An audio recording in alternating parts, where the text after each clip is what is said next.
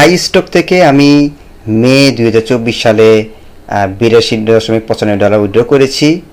এটা আমার income proof. আপনারা যারা ইনকাম করতে চান, আপনারা বলেছেন যে আমার ইনকাম কেমন হয়, আমি আপনাদেরকে দেখিয়ে দিয়েছি। এই যে এখান থেকে ইনকাম পাওয়া যায়, প্রুফ এটা। যখন আপনার পেমেন্ট অ্যামাউন্ট দেওয়া থাকবে তখন আপনি উইথড্র করতে পারবেন। তো এইরকম মাসে মাসে কীভাবে সেল জেনারেট করবেন আমার কোর্সে আমি বিস্তারিত আলোচনা করেছি।